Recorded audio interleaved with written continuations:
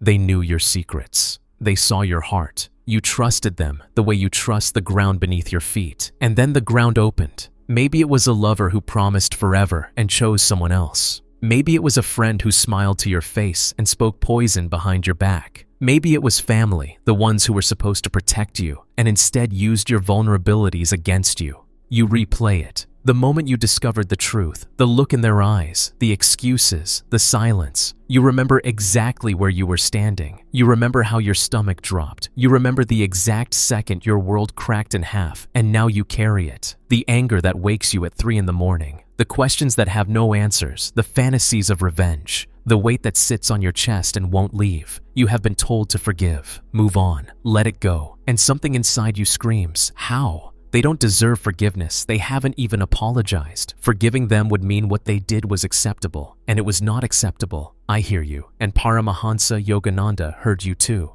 He taught something about forgiveness that most people misunderstand, and today I will share it with you. Not to make you into a saint, not to ask you to pretend the pain didn't happen, but to show you the door out of the prison you didn't know you were in. Because here is the truth you already feel but haven't named yet. The one who betrayed you has moved on. They are sleeping fine. They are living their life. And you are still there, replaying the wound, burning inside, chained to a moment that has already passed. This is not justice. This is not protection. This is a life sentence you are serving for their crime. Forgiveness is not about them. It never was. It is about your freedom.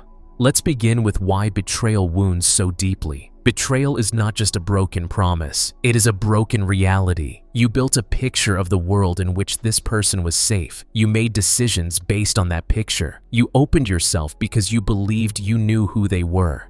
When they betrayed you, they did not just hurt you. They made you question your own judgment. Can I trust anyone? How did I not see this? What is wrong with me that I let this happen?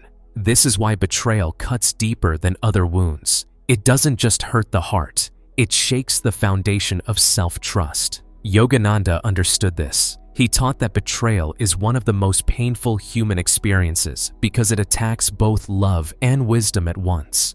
You feel foolish for loving. You feel unsafe in the world. The wound is double, and the natural response is to close, to build walls, to promise yourself you will never be vulnerable again. But Yogananda warned, this protection becomes a prison. The walls that keep others out also keep you trapped inside. You think you are protecting yourself, but you are slowly dying in a fortress of your own pain. Now let's look at what forgiveness actually means. Forgiveness is the most misunderstood concept in spiritual life. Most people resist it because they think it means something it does not. Forgiveness does not mean what they did was acceptable. It was not. You are not saying their actions were justified. You are not erasing the wrong. Forgiveness does not mean you must reconcile. You can forgive someone completely and never speak to them again. Forgiveness is internal. Reconciliation requires their participation. These are separate choices. Forgiveness does not mean you forget. You will remember. The scar remains. But a scar does not have to keep bleeding. Forgiveness is when the wound finally closes. Forgiveness does not mean they escape consequences. Yogananda taught clearly that karma is perfect. Every action returns to its source. You do not need to be the instrument of their punishment.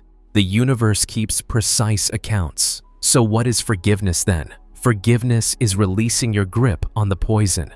Yogananda used a powerful image. He said holding anger towards someone who wronged you is like gripping a burning coal to throw at them. You intend to hurt them, but while you wait, while you plan, while you replay the moment, you are the one being burned. They may not even know you are angry. They may not care, but your hand is on fire. Forgiveness is opening your hand, not because they deserve it, because you deserve to stop burning.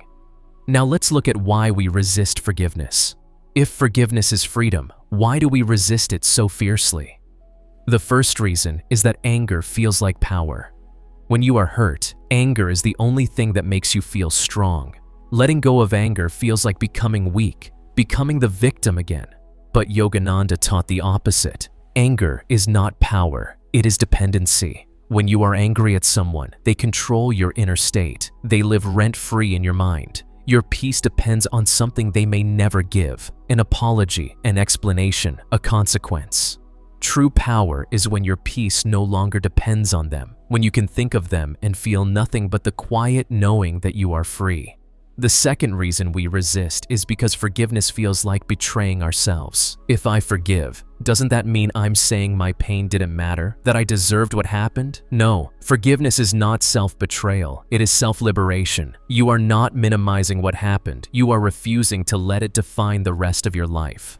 Yogananda said the only real revenge is to become happy, not to perform happiness despite them, but to genuinely reclaim your joy. That is the ultimate response to betrayal, to prove that they could not destroy you. The third reason is that we want justice. We want them to suffer the way we suffered. We want them to understand what they did. We want acknowledgement. This is human. But Yogananda pointed out the trap. You are waiting for something that may never come. And while you wait, your life passes. Days become months, months become years, and you are still in that moment of betrayal, frozen, waiting for a closure that depends on someone else's choice. What if closure could come from inside you? This is what Yogananda offered. Not a cheap peace, not a denial of pain, but a practice of liberation that depends on no one but yourself.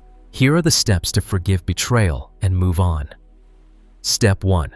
Feel the pain fully. Before you can release something, you must acknowledge it completely. Spiritual bypassing, where you skip over the pain and go straight to love and light, does not heal. It buries. Allow yourself to feel the anger, the grief, the shock, the humiliation. Write it down if needed. Speak it out loud to someone you trust or alone in a room. Let the wound see daylight. Yogananda did not teach repression. He taught transformation. But you cannot transform what you refuse to feel. Step 2. Separate the soul from the action. This is a deep teaching. Yogananda said that every person is a soul covered in layers of karma, conditioning, and unconsciousness. The person who betrayed you was acting from their own wounds, their own blindness, their own limitations. This does not excuse them, but it allows you to see that their action came from a part of them that is not their highest self, just as you have done things from your lower nature that do not represent your true self. You are not forgiving their ego. You are recognizing that beneath the ego is a soul that is also struggling. This does not mean you allow them back into your life. It means you stop expecting a wounded person to have acted like a whole one. Step 3. Reclaim your energy. Every time you replay the betrayal, you give it life force. Your attention is energy, and you have been pouring your energy into a moment that is over. Yogananda taught a technique. When the memory arises, do not fight it. Simply notice it, then consciously redirect your attention to your breath, to the present moment, to something that builds your future rather than relives your past.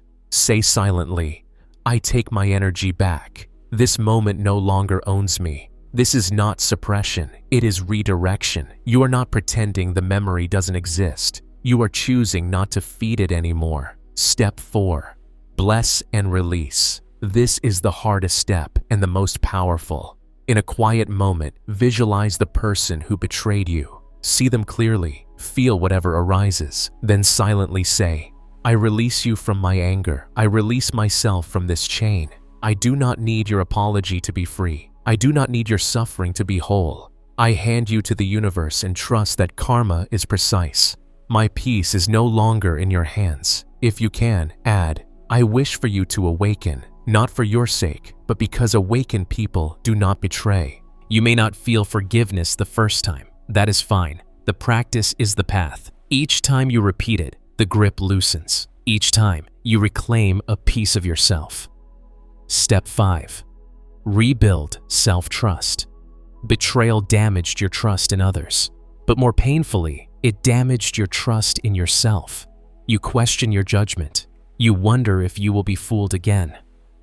Yogananda taught that this self-doubt is the deepest wound of betrayal, and it must be healed deliberately. Remind yourself, I trusted because I am capable of love. That is a strength, not a weakness. The failure was theirs, not mine. I was not foolish to believe in someone. I was human, and I will trust again, not blindly, but wisely. Trust yourself to learn from this. Trust yourself to recognize warning signs. Trust yourself to survive future pain. Because you have already survived this. What changes when you truly forgive? When you release the chain of unforgiveness, you do not become weak, you become light. The energy that was bound in replaying the past becomes available for creating the future. The weight you carried without knowing lifts. You breathe deeper, you sleep better. You are no longer renting space in your mind to someone who hurt you. Relationships improve because you are no longer projecting old wounds onto new people.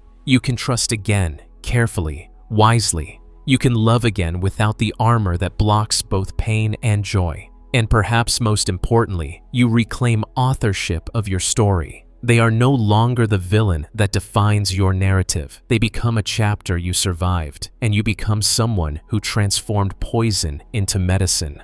Yogananda's final teaching on this was simple but profound. He said that in the end, forgiveness is not about morality, it is about physics. Holding on to resentment keeps you in the past. Releasing it returns you to the present, and the present is the only place where life actually happens. The one who betrayed you has already taken enough.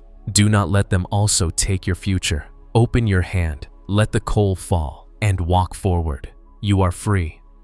If this message touched you, subscribe and turn on notifications. More teachings on healing, karma, and inner freedom are coming.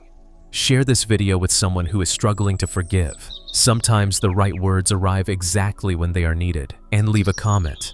What betrayal are you ready to release? Writing it is part of letting go. See you in the next one.